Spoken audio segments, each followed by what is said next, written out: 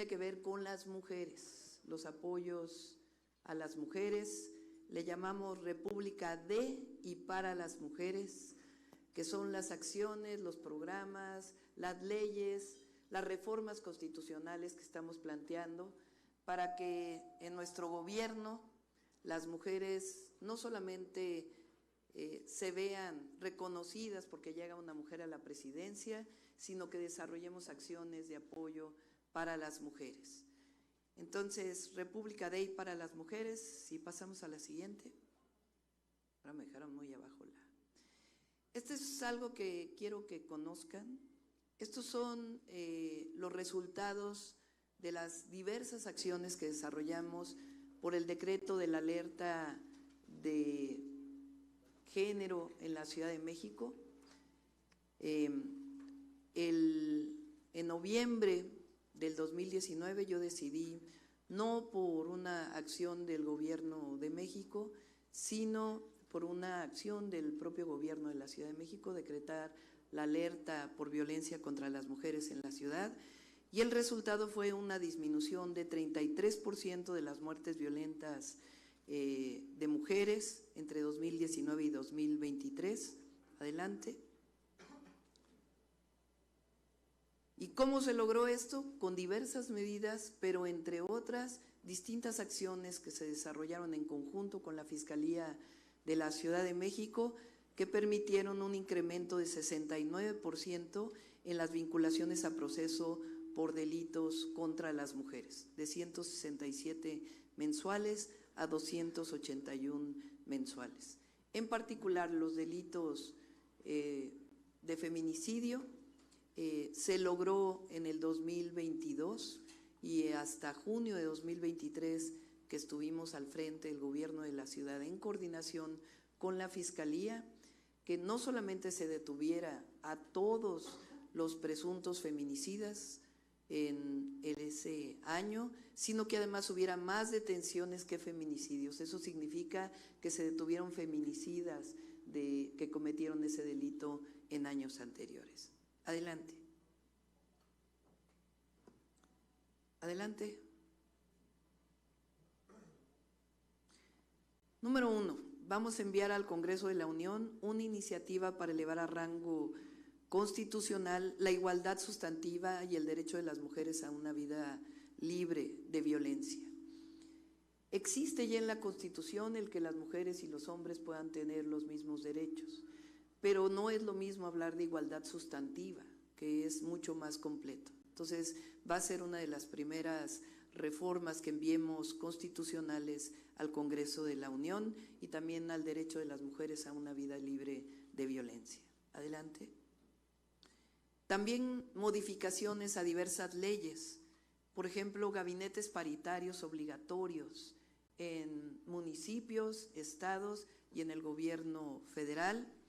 La ley Olimpia, que en algunos estados ya ha pasado y todavía tiene que ampliarse en el sentido de castigar a toda la violencia digital contra las mujeres, eliminar la brecha salarial a través de un esquema que estamos planteando, ley vicaria, por ejemplo, y otras leyes de apoyo a las mujeres en contra de la violencia y por la igualdad sustantiva. Adelante.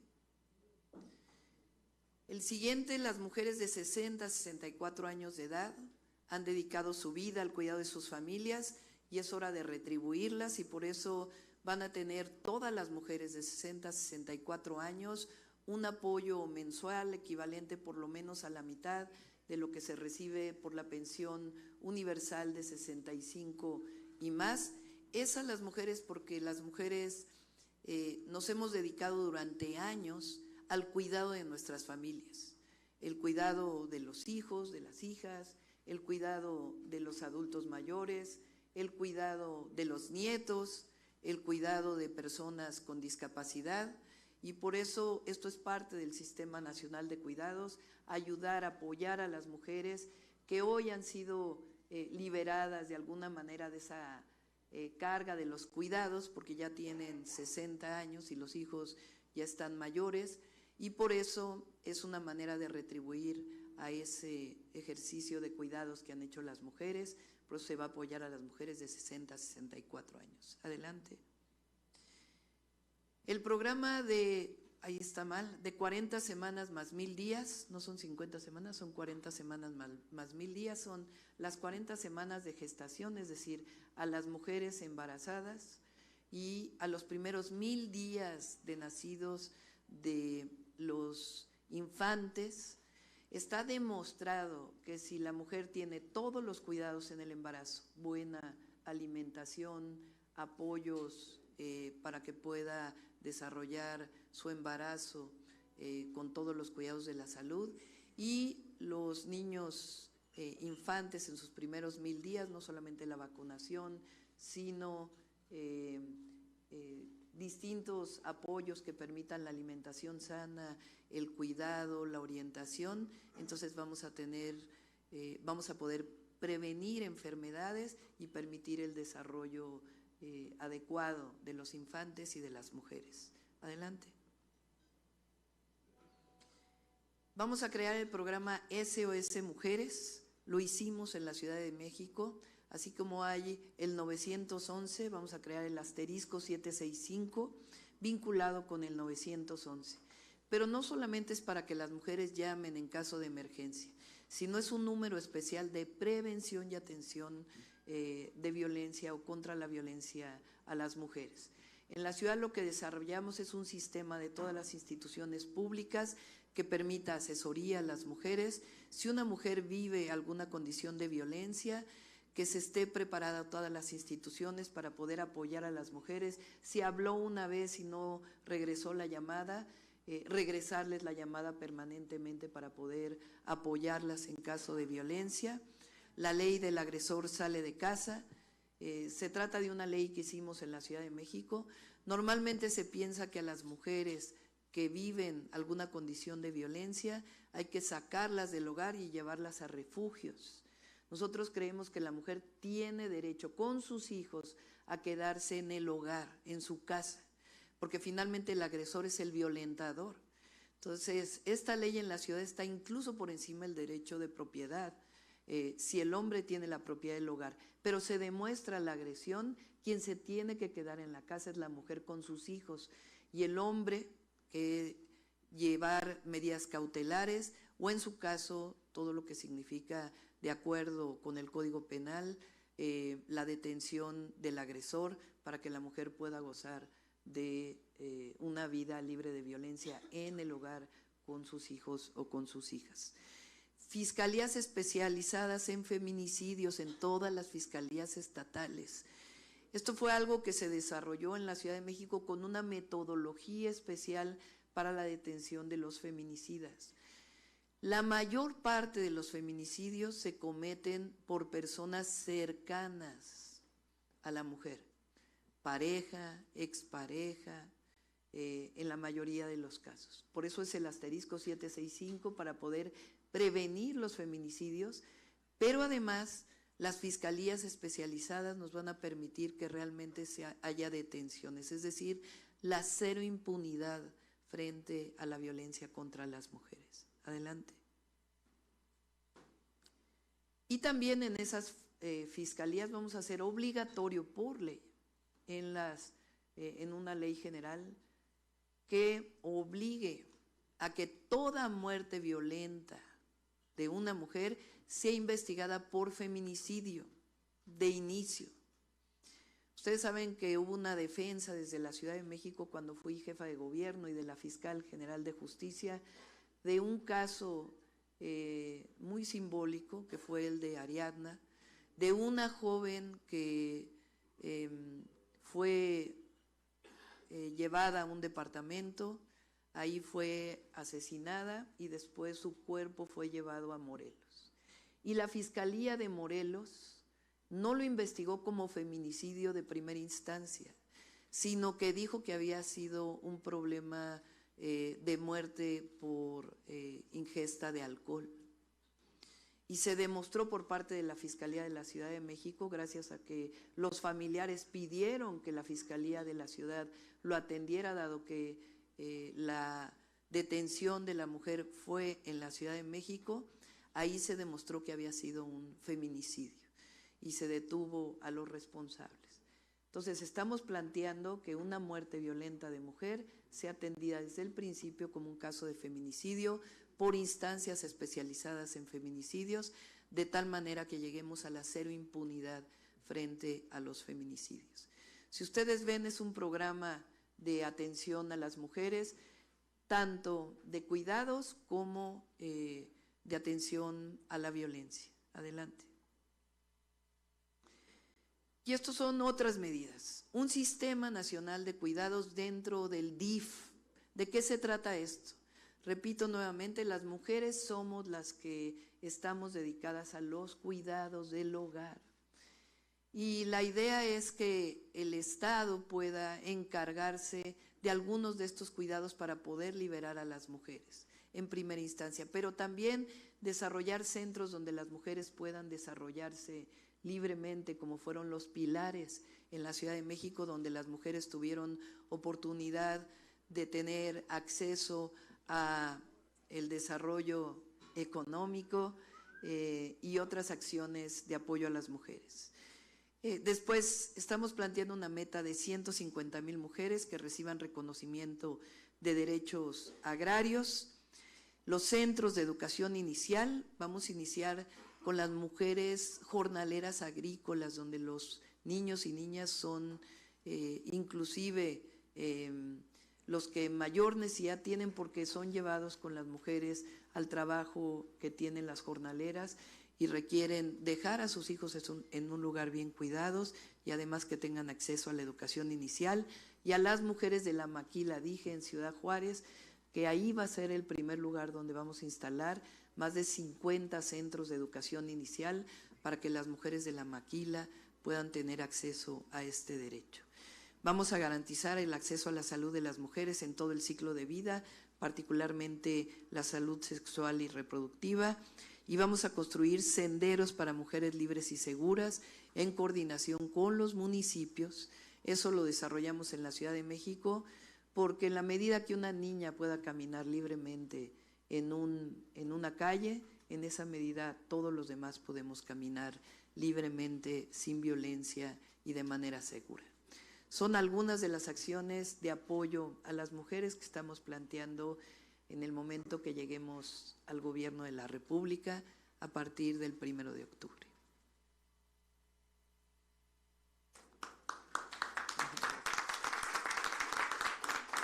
Creo que hay un orden, ¿verdad? Las preguntas. Sí, así es. Muy buenos días, bienvenidos. Iniciamos, por favor, con Sergio Arturo Venegas, Plaza de Armas. Bienvenido. Doctora, importante que usted presente estos puntos en la tierra de la corregidora de Querétaro, la mujer quizá más importante de nuestra historia. En Querétaro, como usted sabe, está por encima de la media nacional en muchos indicadores económicos. Sin embargo, igual que gran parte del país, enfrenta ya problemas de falta de agua y de energía eléctrica. Yo quisiera preguntarle, ¿qué ha pensado usted frente a estos dos gravísimos problemas? Aquí el de la seguridad no es tan intenso como los de algunos vecinos, pero sí el tema del agua y la energía eléctrica. Sí, hay un proyecto de, digamos, reciclamiento de agua que lo está planteando el propio gobernador. Nos parece un buen proyecto y lo vamos a apoyar cuando lleguemos, además de otras acciones que estamos planteando. Estamos desarrollando el Plan Nacional Hídrico en el país. El centro y norte del país han vivido una sequía prolongada ya de 5 años. Este año no se espera que vaya a cambiar lamentablemente esta circunstancia. Hay el fenómeno del Niño que, vinculado con el cambio climático, genera estas condiciones y no necesariamente, de acuerdo con los expertos, esto va a ser ya para siempre. Estamos trabajando con expertos en cambio climático para poder conocer cuál es la expectativa de los próximos 6 años, aunque en este caso no es una ciencia exacta, y estamos planteando varios programas. En primer lugar, el uso eficiente del agua. No es solo un asunto de viviendas o de disminuir las fugas municipales, Se trata de que el 77% del consumo de agua potable en nuestro país es para riego. No es muy distinto en el mundo entero, pero particularmente el riego en nuestro país se desarrolla sin tecnificación.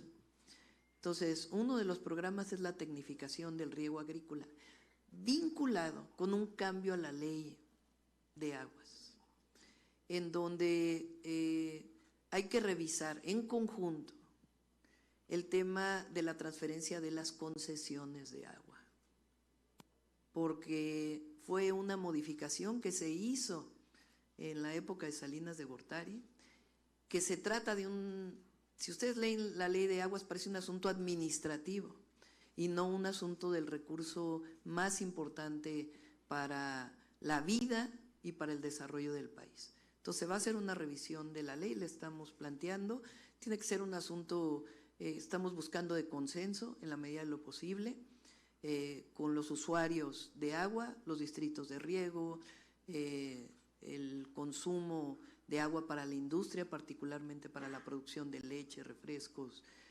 cerveza, que tienen un consumo muy alto, y al mismo tiempo lo que significa pues esa transferencia de recursos. Les pongo un caso, distritos de agua, porque cuando es agua para riego no se pagan derechos de agua, pero tienen la posibilidad de vender esa agua a los municipios.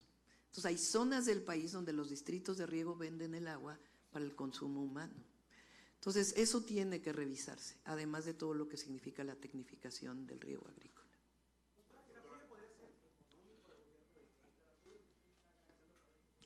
Nosotros vamos a trabajar de manera similar al Gobierno de México. No se trata de una revisión de la distribución fiscal de los recursos, sino más bien de apoyo por proyectos estratégicos. Y así vamos a apoyar a las distintas entidades de la República. Ok, continuamos con Adán Olvera, Cuadratín.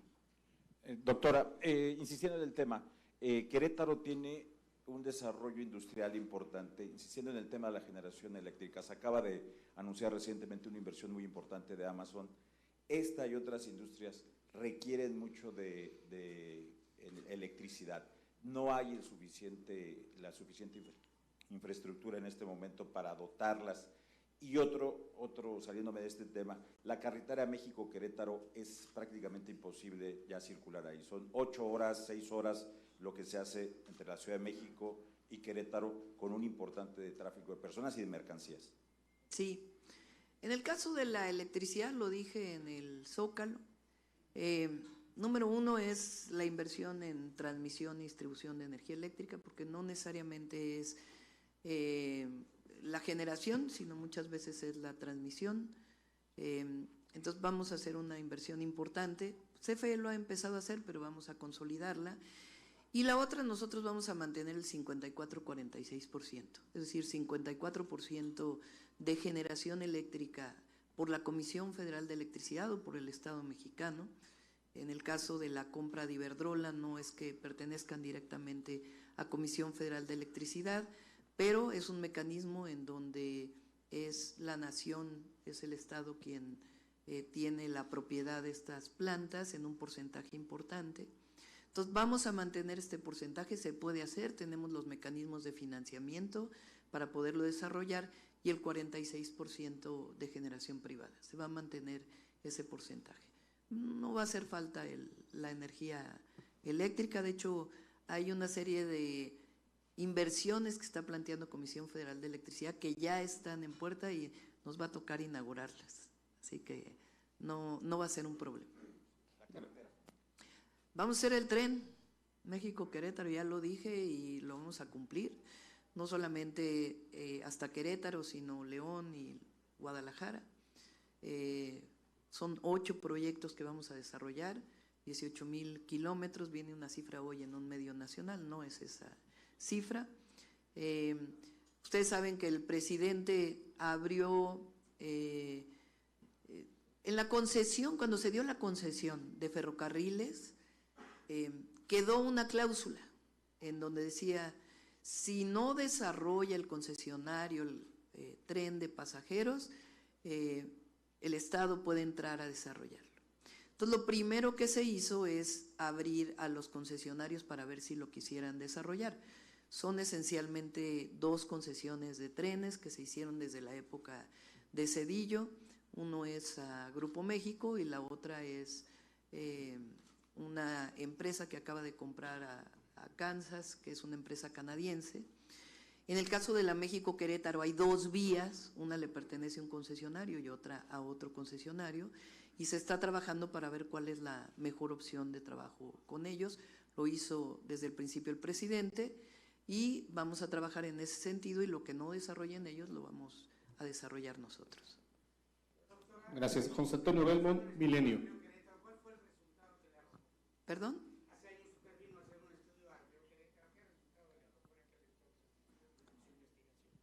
Bueno, vamos a hacer uno de los grandes temas es la limpieza de ríos en nuestro país. ¿En qué consiste? En la identificación de las fuentes de contaminación, sean municipales o sean industriales, y garantizar que las plantas de tratamiento, sus descargas, pues tengan la norma 001. La norma 001 es de las primeras normas ambientales que se hizo en el país, por eso se llama 001, de descargas de aguas de descargas a los cuerpos de agua. Algunas tienen que ser vigiladas federalmente y otras de manera estatal. Esa norma ahora con la Secretaría de Medio Ambiente se llevó a un nivel superior.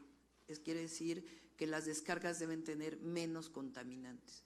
Entonces, las industrias tienen que hacer las inversiones necesarias para poder cumplir con la norma, y los municipios también. Y ahí hay un tema que estamos trabajando de cómo apoyar a los municipios para la operación de las plantas de tratamiento. Okay, continuamos con José Antonio Belmont, Milenio. Adelante. Hola, buenos días a todos, todas. Preguntarle, doctora, si en estas reuniones de organización que se hacen, que ha hecho desde que ganó la coordinación, en algunos estados se está dando que van separados en la coalición en algunas entidades, y se está dando el caso, por ejemplo, en Tamaulipas, que un candidato está llamando a no votar por Morena, siendo que llegó él por Morena, ahora es del Verde. Preguntarle, entiendo que en reuniones privadas incluso les leyó un extracto, ya usted me corregirá si no es así, del libro del presidente Gracias, donde habla del tema del sectarismo y de nuevas incursiones. El propio gobernador Durazo habla que peor que un aliado es no tener aliados, por ejemplo. Todo esto con el fin de conseguir el plan C. Preguntar si habrá un llamado de su parte para que en estos estados, en estas entidades donde van separados, entiendo que por estrategia, por ejemplo, en el caso del PES, entiendo que se ha evitado el pragmatismo, ¿no? El caso de Hank, por ejemplo, en Baja California, si habrá un llamado para que no haya pues confusiones también para el electorado de no, a pesar de que es la misma coalición, no hacer un llamado a no votar, por ejemplo, por Morena en Tamaulipas, que ocurrió en este caso con el candidato. Sí, tenemos un plan muy estructurado para el plan C. En algunos vamos a la presidencia y a las gubernaturas en coalición completa. Ahí la ciudadanía votará Morena, votará PT o votará Verde, y todos esos votos se van para el candidato o candidata a la gubernatura y a la presidencia de la República. En el caso del Senado, en la mayoría de las entidades vamos juntos, pero hay algunas entidades donde está tan bien Morena que sabemos que vamos a ganar la fórmula ganadora, que son 2 senadores, y llevamos por separado al PT o al Verde. Es importante que se sepa que cuando uno define una coalición de acuerdo con la ley electoral, no se pueden, o vamos juntos o vamos todos separados, así está a nivel federal. Entonces, hay estados de la República, Sonora, Sinaloa, Tabasco, Chiapas, por ejemplo, donde sabemos que podemos ganar el tercer senador de minoría o senadora de minoría. Ese es el caso también de Tamaulipas o de Oaxaca. Entonces, vamos por 3 senadores en ese caso. Hay otros, por ejemplo, aquí donde sabemos que vamos a ganar a los 2 senadores, aunque sea un estado gobernado por la oposición, porque aquí Morena está muy bien posicionada. Es decir, aunque aquí gobierne el PAN, Morena está arriba en las encuestas para presidenta y para los senadores. Entonces, aquí nuestros compañeros, los dos van a… ¿Sí están acá? Sí, acá y acá. Van a ganar el Senado de la República. Y diputados federales también tenemos mucha posibilidad. En el caso de diputados federales, si mal no recuerdo, son cerca de 270 distritos donde vamos juntos. Y en otros casos, en estados donde también Morena tiene una votación muy alta, decidieron los otros partidos ir por separado. Y después en presidencias municipales y diputaciones locales, dependiendo de las características en la mesa de trabajo que se hizo de coaliciones, se definió si se van juntos o separados.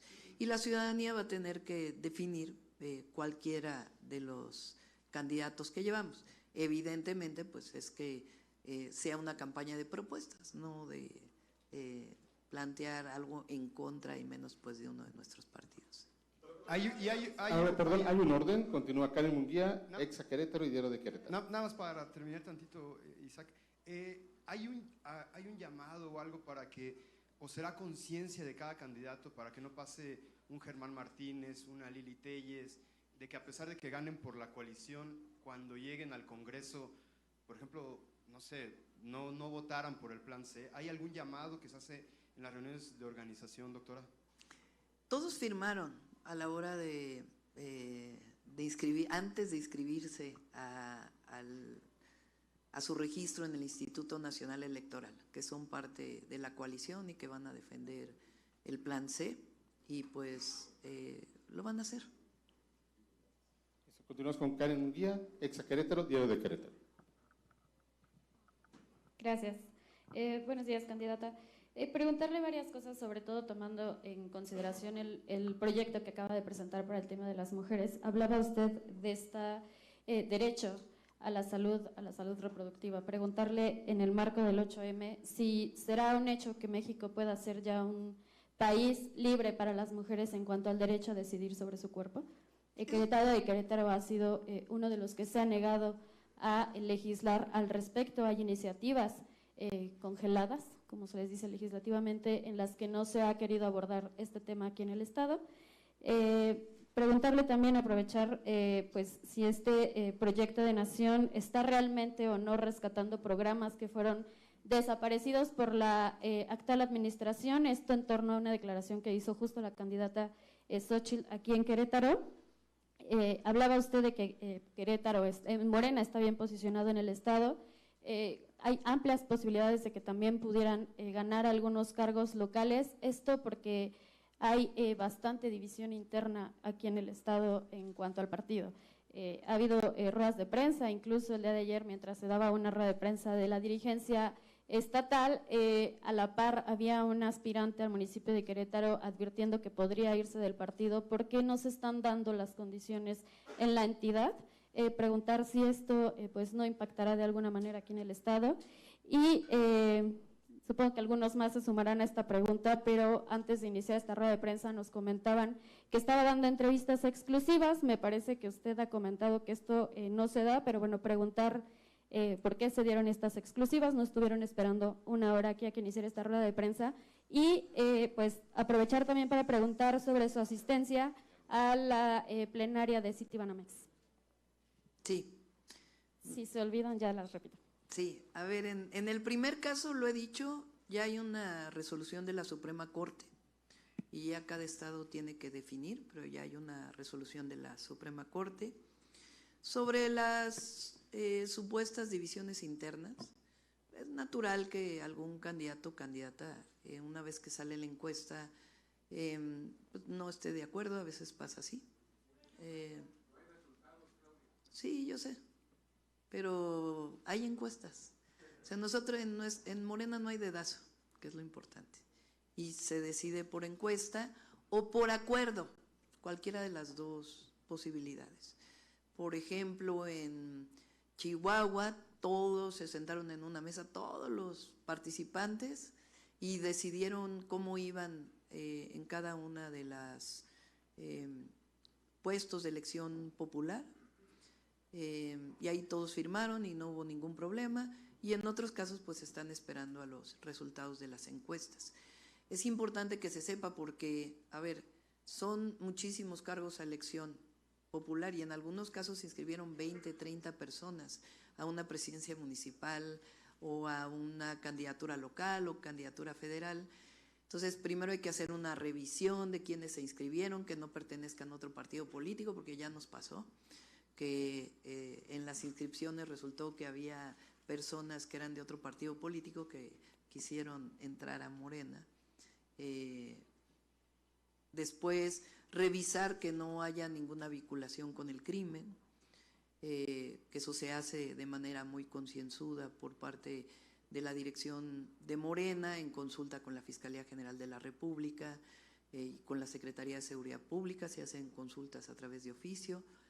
Y después hacer una encuesta de reconocimiento, quiénes son los más reconocidos, y después ya la encuesta final, y eso lleva su tiempo. Entonces, en este caso, pues, no hay unidad en nuestro movimiento. Doctora, la inseguridad en el país está lacerando. Sí.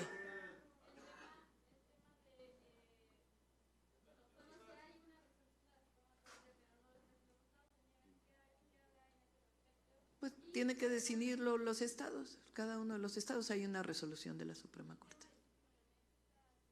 Sí, en este caso no voy a asistir, voy a ir a la conferencia de la Convención Nacional Bancaria, ahí sí voy a ir, que es en Acapulco, por cierto, qué bueno. Pero tengo muchas invitaciones a distintas cámaras, entonces nosotros, si se fijan, fuimos a muchísimas reuniones de este tipo previo al inicio de la campaña, pero traemos una agenda territorial muy importante porque quiero visitar los 300 distritos del país. Entonces, a veces queda la invitación a un evento y lo incluimos, pero si estamos ya con una agenda de los 300 distritos, enviamos a una persona que es parte de los diálogos por la transformación en nuestra representación.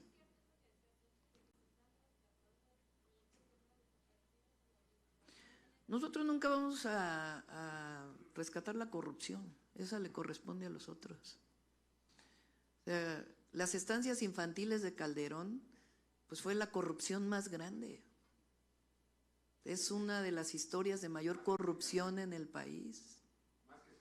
Entonces, esa corrupción no la vamos a rescatar. Ahí ya hay investigaciones, compañero. El problema es si hay impunidad o no hay impunidad. Correcto, vamos con Laura Cardoso, Fórmula. ¿Perdón?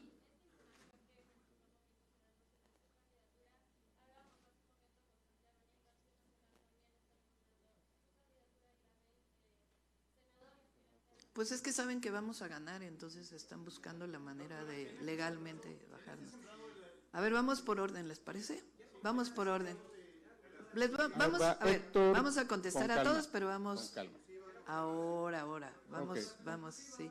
Sí, a veces damos entrevistas, cuando nos lo solicitan previamente damos entrevistas, a veces pasa así, y no sabía que llevaban 1 hora esperando, disculpas por eso, la otra entrevista duró 5 minutos.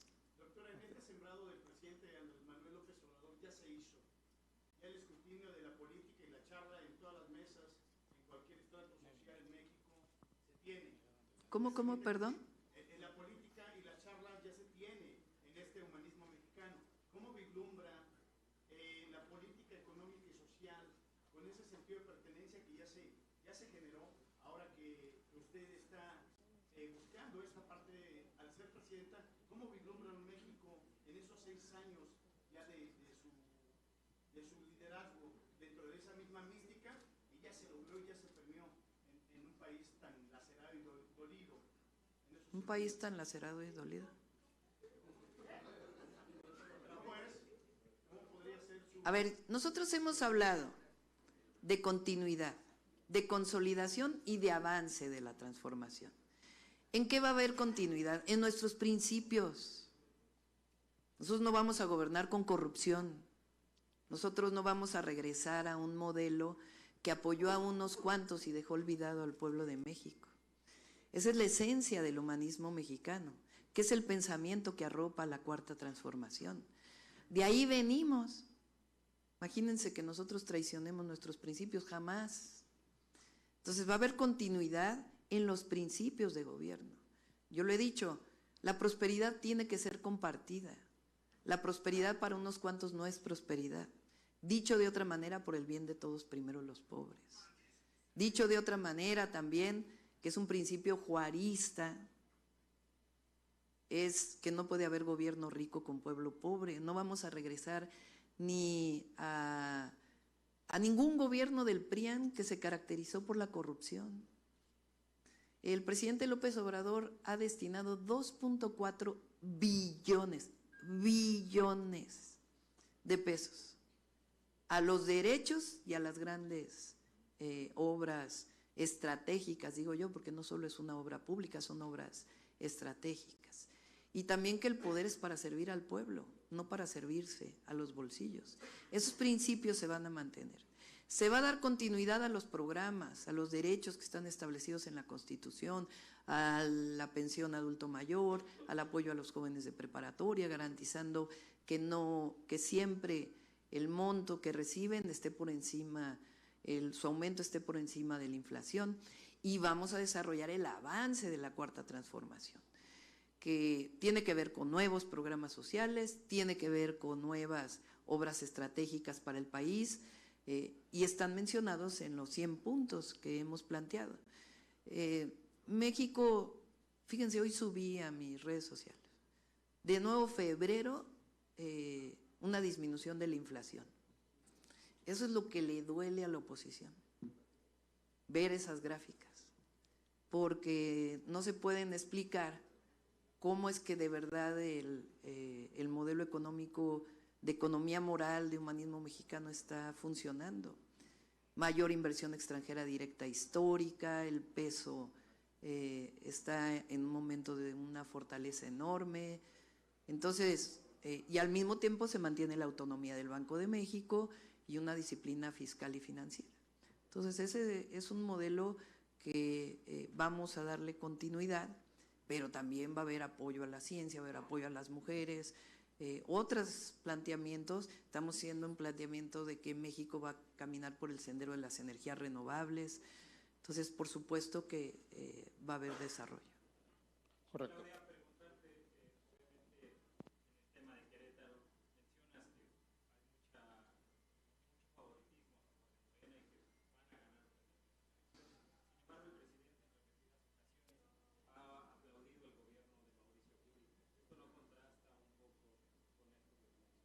A ver, ahora estamos en elecciones. Entonces, nosotros estamos defendiendo un proyecto frente a otro proyecto, pero la relación entre el gobierno federal y los estados tiene que ser una relación institucional y de respeto. También el gobernador Curi respeta al presidente Andrés Manuel López Obrador, habló muy bien de el AIFA. Laura Cardoso, fórmula, adelante. Hola, Laura. Sí, sí. Y la otra, ¿cómo apoyar, si hay un programa específico para mujeres desaparecidas y cómo apoyar a las madres buscadoras? Sí, vamos a apoyar a las madres buscadoras y son dos acciones evidentemente, igual que en el caso de la seguridad. Es la prevención, la investigación para poder prevenir un delito como la desaparición, que es muy distinta, no viene la desaparición forzada que había antes por parte del Estado mexicano, sino algunas veces tiene que ver con la delincuencia organizada y otras veces tiene que ver con violencia contra las mujeres. Nos pasó lamentablemente en la Ciudad de México. Entonces, claro que vamos a estar cerca de ellas y atender tanto el análisis de contexto, como se dice en estos casos, como el apoyo que requieran de atención a víctimas y también en la búsqueda de sus hijos o hijas. Están las instituciones, están las instituciones. Sí, lo importante es que las mujeres seamos protegidas. Entonces, las distintas planteamientos que se han hecho desde la violencia, en este caso es por ácido a las mujeres, este caso tan terrible que hubo de una mujer joven en Oaxaca. Como otros casos, vamos a apoyar a las mujeres en todos los sentidos, jurídica y también materialmente. Gracias. Adelante, Héctor Gordoa, Latinos. Después te abrimos el espacio. Qué amables, gracias. ¿Qué tal? ¿Qué tal, doctora? Buenos días. Referente a lo ocurrido ayer en Palacio Nacional, el presidente de la República hoy señala que fue un acto de provocación de conservadores. ¿Usted considera que los normalistas y sus familiares son manipulados, son utilizados por parte del conservadurismo, por parte de la oposición? Esa es una. La siguiente, Vidulfo Rosales, el abogado, asegura que el ejército mexicano no ha entregado ni las sábanas ni los audios de la noche de Iguala. Hasta el momento, a 5 años de que el presidente giró la orden, no los ha entregado. ¿Tiene algo que decir al respecto? Y para finalizar, ¿se reunirá usted en esta campaña con las familias de las víctimas de Ayotzinapa? Gracias. Sí, a ver, número 1, el presidente ha recibido a los padres y a las madres de Ayotzinapa varias veces. De hecho, tiene una reunión planteada con ellos en unas semanas. Entonces, ¿por qué lo de ayer? Si hay una reunión planeada. A la ciudadanía les pregunto. El presidente recibe a los familiares, a las madres y a los padres. Incluso a sus asesores legales los ha recibido. Ha habido una investigación profunda del caso. De hecho, lo tomó el presidente en sus manos, la propia investigación. Entonces, ¿para qué romper la puerta de Palacio? Si hay una reunión pactada. Si no hubiera habido nunca reuniones, si no se estuviera atendiendo el caso, si no estuviera preso el Procurador General de la República que inventó la verdad histórica, si no hubiera presos militares por el caso Ayotzinapa, entonces habría sentido. Pero ¿cómo es que si está una reunión pactada, se pide diálogo? Si hay diálogo, explíquenme ustedes a qué se debe que rompan la puerta de Palacio cuando está pactado el diálogo y ha habido diálogo y hay investigación. ¿A qué responde? Con los padres y madres de Ayotzinapa me reuní cuando llegaban a la Ciudad de México como jefa de gobierno para darles las facilidades para las movilizaciones que iban a tener. Entonces ahí está la respuesta. Ahí está la respuesta. Ya, yo creo que lo importante aquí es que el gobierno de México haya una responsabilidad de llegar al fondo y que haya justicia, verdad y justicia. Pero no esa verdad histórica que inventaron, sino una en donde ustedes, si leen el último reporte que hizo antes de salir del gobierno de México, Alejandro Encinas, es un reporte que viene todas las pruebas documentadas en la medida de lo posible del caso, hasta información de la DEA, ella ahí para poder investigar el caso. Entonces, por eso se dice que hay una provocación, porque no se entiende.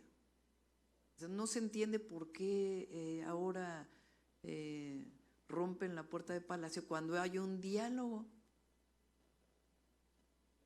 Alberto Marroquín, es ahora.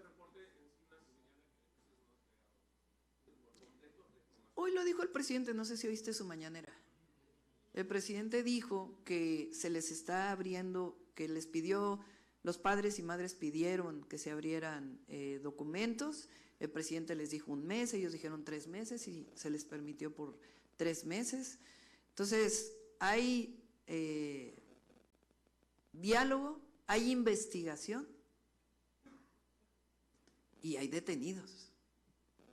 y el compromiso del presidente de que se va a llegar a las últimas consecuencias. Entonces, ¿para qué romper la puerta de Palacio Nacional?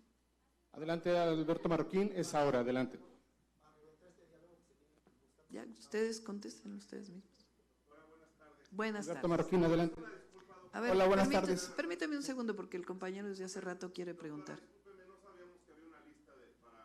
Ajá.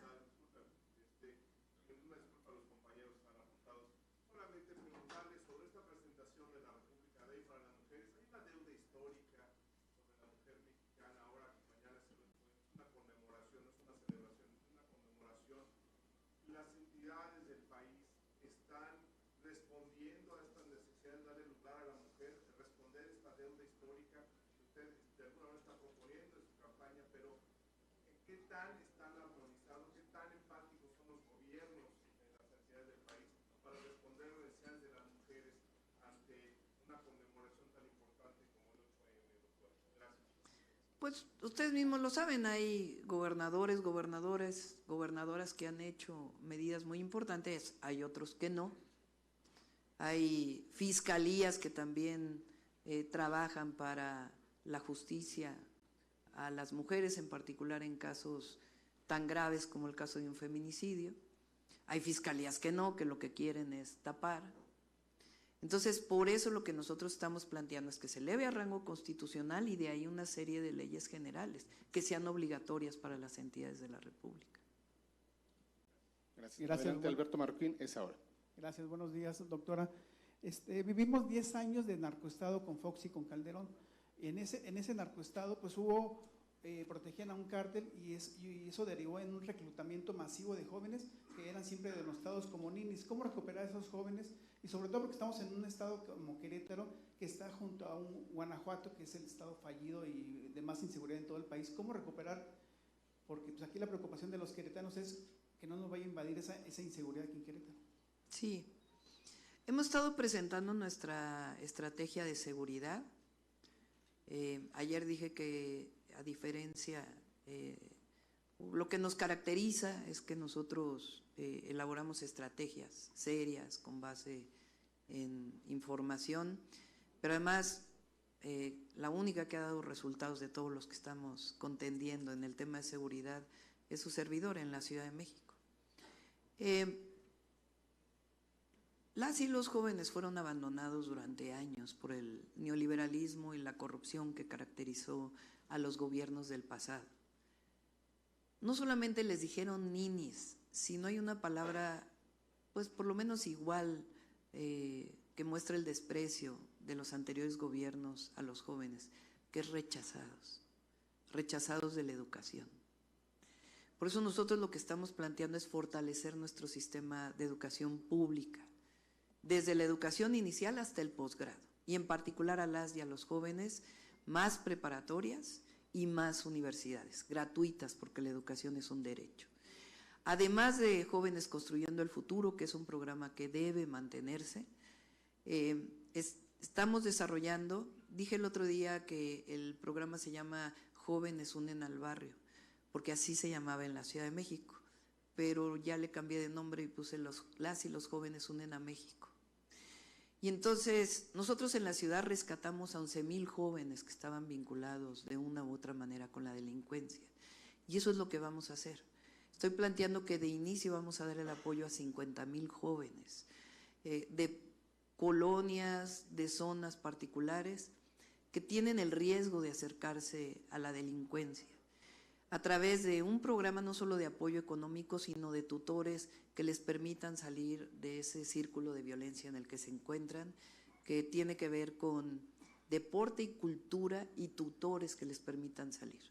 Ese es un programa, y el otro es Reconecta con la Paz, que son a jóvenes primodelincuentes, que obviamente dependiendo del delito, pero que se les permita que no solamente vayan a firmar al tribunal su sentencia, o sea que estén privados de la libertad, sino acercarlos a una vida distinta, que es otro programa que nos funcionó muy bien en la ciudad. Gracias. El otro tema.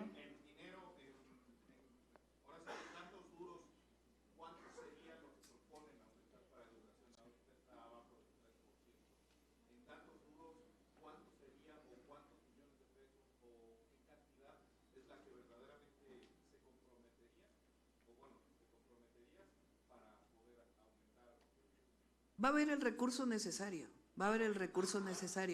en la formación de maestras, maestros, en sus salarios, que también es una de las medidas que estamos planteando, un salario justo para las maestras y los maestros de México, el aumento a las preparatorias y las universidades.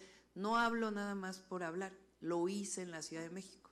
Aumenté 7 preparatorias del Instituto de Educación Media Superior, un programa especial que se llama Preparatoria Pilares, en donde con educación a distancia y centros comunitarios se les permite a las y los jóvenes terminar su educación, y también hice 2 universidades públicas, la Rosario Castellanos y la Universidad de la Salud, con 50,000 jóvenes que están estudiando.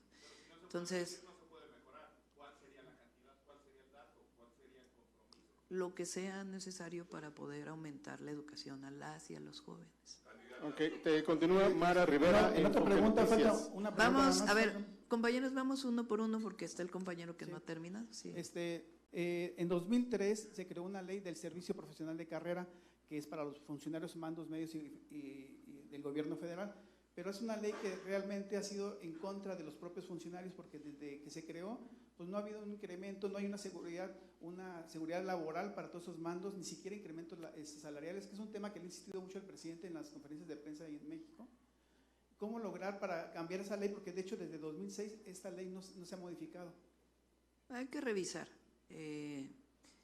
Y también, fíjense, en la época de Fox y Calderón, es la época de mayores ingresos petroleros. Y lo único que se lo gastaron fue en gasto corriente y en quién sabe qué otras cosas, porque nunca se informó adecuadamente. Entonces lo que planteamos es un gobierno que esté al servicio del pueblo. Entonces no tratamos de incrementar el número de servidores públicos, porque imagínense esos gobiernos que lo único que hacen es aumentar y aumentar y aumentar y aumentar el número de personas que trabajan en el gobierno y no se atienden verdaderamente los problemas del pueblo. Entonces nosotros vamos a seguir con la política de austeridad republicana. Vamos con la última pregunta. Mara Rivera, adelante, Enfoque Noticias. Gracias, buenos días, doctora. Yo quisiera preguntarle si con esta propuesta, con esta iniciativa al Congreso, podría también revertirse esta percepción que hay de impunidad. Se lo comento porque de acuerdo a la encuesta nacional de percepción de la inseguridad pública, pues prácticamente en el 2022, estos datos son del 23, se publican el 23, pero los datos del 22 señalan que de las denuncias presentadas, de los responsables de delitos, solamente son 1.2% los datos que se pueden seguir y que son responsables. Quiere decir que hay una impunidad del 98.8%. Y esta es de acuerdo a la información. ¿Usted qué esperaría o qué podría esperarse los mexicanos de esta percepción y de que no queden impunes, particularmente los delitos o los responsables que reciban su castigo? También quisiera preguntarle sobre, pues el triunfo de Trump podría ser un arma de doble filo. Primero porque amenaza con imponer aranceles del 60% a las importaciones totales de China.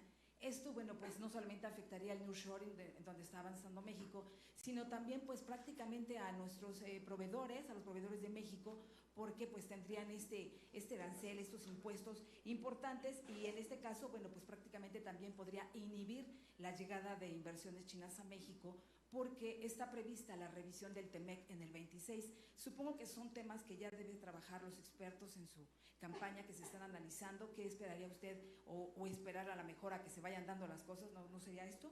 Y por último, doctora, ahora por el Día Internacional de la Mujer, vemos que en el Congreso está avanzando la posibilidad de que pues sea efectiva esta equidad de género. Es decir, que podría usted a lo mejor proponer a una general al frente de la Secretaría de la Defensa Nacional. De esto concretarse, pues sería sumamente importante y sí hablaría de la equidad de género. Doctora, gracias. Sí. Mira, esta es la encuesta nacional de seguridad urbana, que es importante que todos la conozcan. Ojalá todos los medios publicaran esta gráfica, porque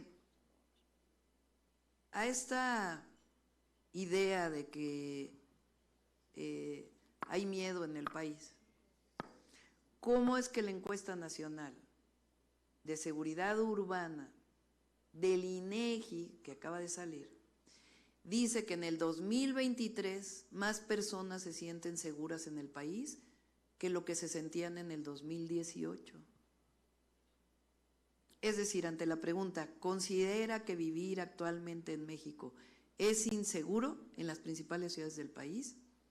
En el 2018, 76.8% contestaba que era inseguro vivir en México.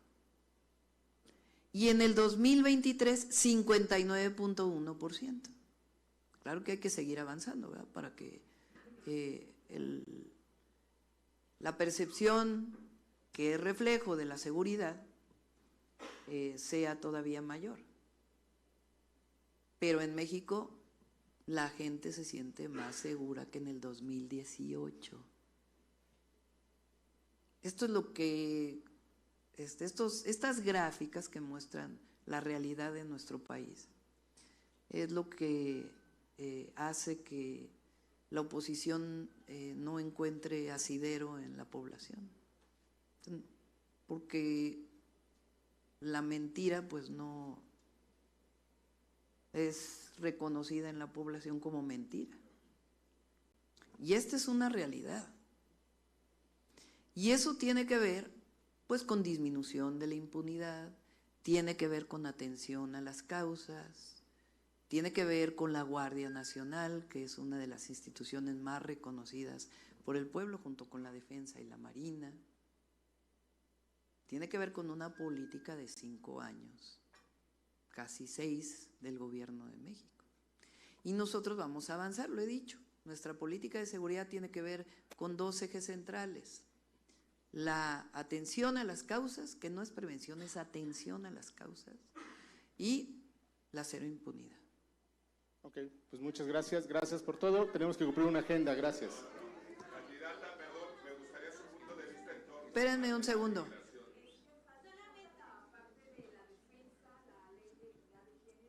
Sí. A ver, más que equidad es igualdad sustantiva, que es distinto. Y para que haya igualdad sustantiva tiene que haber autonomía de las mujeres, que es la visión que hoy tiene pues todas las organizaciones internacionales y nacionales sobre las mujeres. Y por eso este planteamiento de llevarlo a la Constitución y de ahí derivar una serie de leyes generales que sean obligatorias para todas las entidades de la República en términos de las políticas que garanticen una vida a las mujeres libre de violencia y de igualdad sustantiva. Entonces ya lo demás ya lo veremos después. Listo, pues muchas gracias, damos por terminada esta reunión.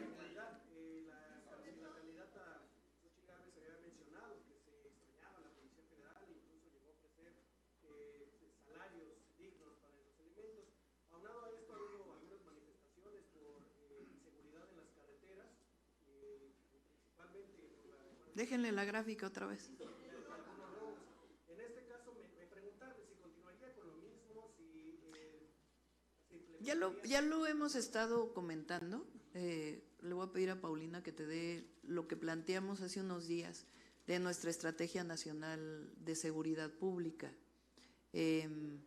Y la Guardia Nacional es reconocida hoy por los mexicanos y mexicanas como una gran institución. Lo que hay que hacer es consolidar la Guardia Nacional y seguir avanzando en la seguridad. También lo contesté ayer, sí sería importante que revisaran lo que hemos estado dando todos los días. Omar García Harfuch era un policía más en la Policía Federal, pero todo eso es para esconder el tema central, que es que García Luna, secretario de Seguridad de Felipe Calderón, un presidente espurio que no llegó legítimamente a ser presidente, sino con un fraude electoral, está vinculado en Estados Unidos por sus nexos con el narcotráfico. O sea, Calderón, para legitimarse, declaró la guerra contra el narco y puso al frente de esa guerra a un narcotraficante.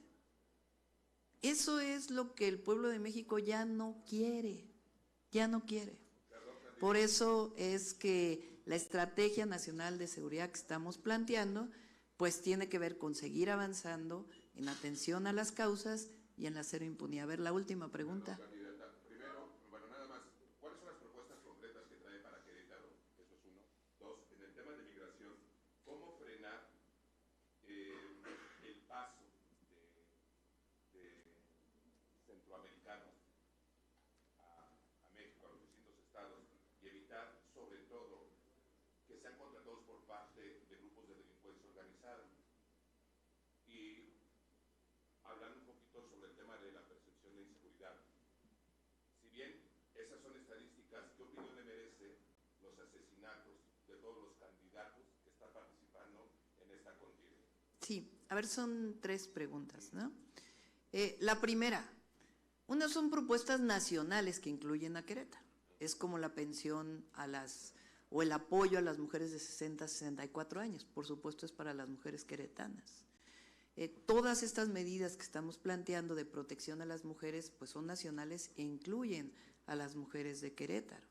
Entonces hay una serie de propuestas que son nacionales. Uno de los temas centrales que desde que estuvimos en Querétaro nos planteó la ciudadanía fue el Tren México-Querétaro.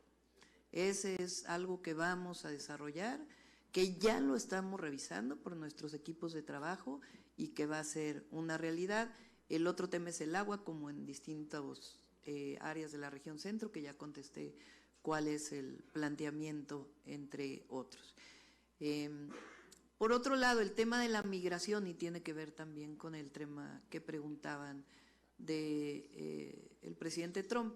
Quien vaya a decidir el pueblo de Estados Unidos, sea el presidente Biden o el presidente Trump, nos vamos a poner de acuerdo.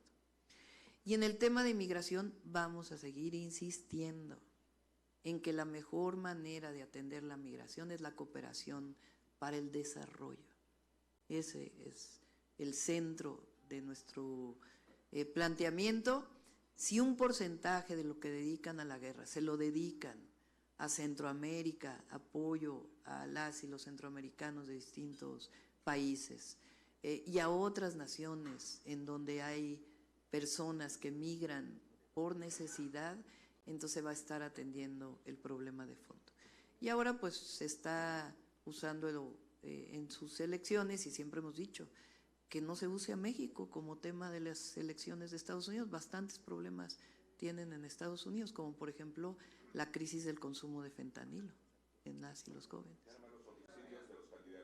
Sí, ya está trabajando. Hace poco también se planteó por parte de la Secretaría de Seguridad Pública Federal el apoyo a todos los y las candidatas, pero esta idea de que va a ser una elección violenta no es así. Va a ser una elección con una participación muy grande de las y de los mexicanos, porque hay una emoción, una ilusión muy grande de que continúe la transformación y que sigamos avanzando con este proyecto. Gracias a todos. Muchas gracias, muy buenos días, gracias.